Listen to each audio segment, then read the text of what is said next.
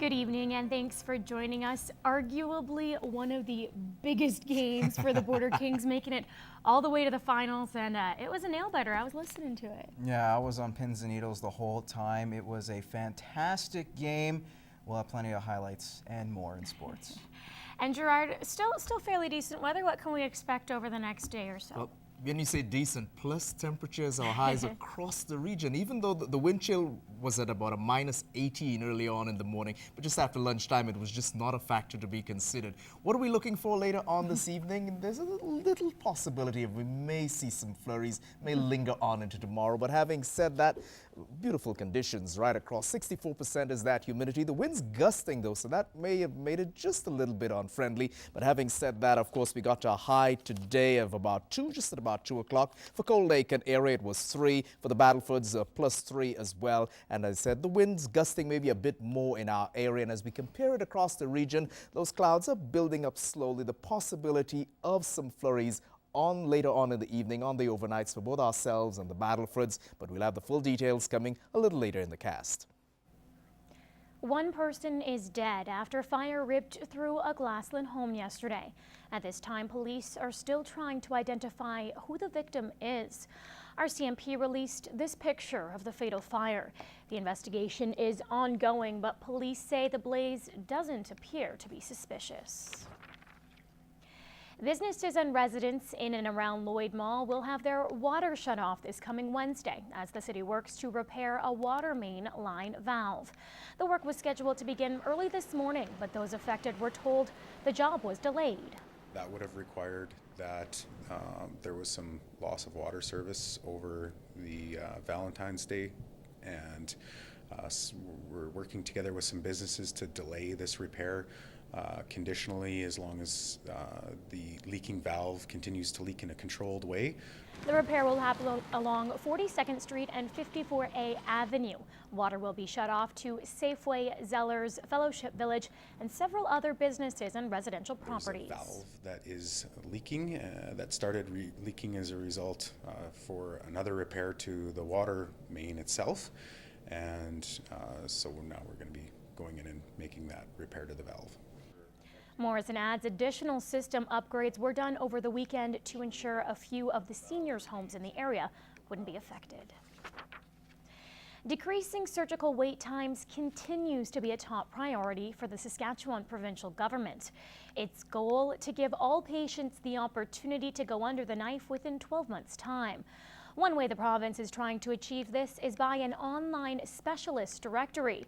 It's a website available to the general public and physicians to analyze what the wait times are at different facilities across the province and what procedures are available where. The directory itself has been in place since June of 2010, but has undergone some significant changes. You can look at all of the options that are available to you, and in conjunction with your family doctor, determine which specialist you would like to be referred to using the information that's on the website around wait times, but also other information that the family doctor may have. The website is free for anyone to browse at the address on your screen. In other health news, getting a prescription renewed across Alberta just got a bit easier. Starting July 1st, the provincial government will pay pharmacists for renewals, meaning less doctor's appointments across the board. Health Minister Fred Horn says it gives pharmacists some extra clout in the healthcare system. This is in recognition of their professional role in our healthcare system as members of the broader healthcare team. This recognizes some new abilities that they received a few years ago that allow them to renew prescriptions. As part of the budget, Minister Horn also announced a reduction in generic prescription drugs in Alberta. That is slated to also take effect July 1st.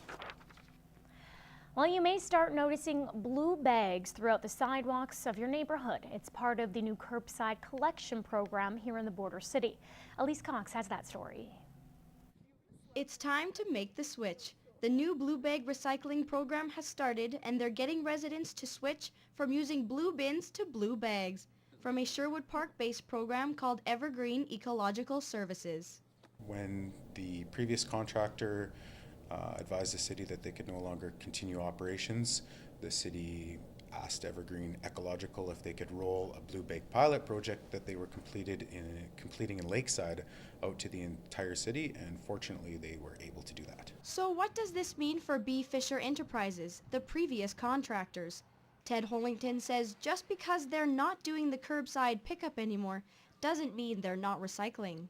We continue to do commercial cardboard and the newspapers that are coming in. So, I mean, we've stayed busy. We've moved a couple of people around that used to work in this area into other departments. As for the blue bags that get collected, they get sent to Edmonton where it is sorted through. They've demonstrated that they're able to provide the service in a reliable and consistent manner. Like any other contractor, they will have instances where a truck breaks down or weather impacts their services, and in those situations they make their best effort to attend to any residents that are missed the next day. And the future of B. Fisher Enterprises?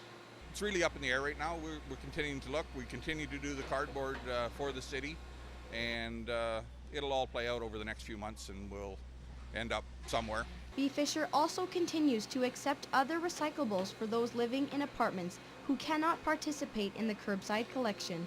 Elise Cox, Newcap News.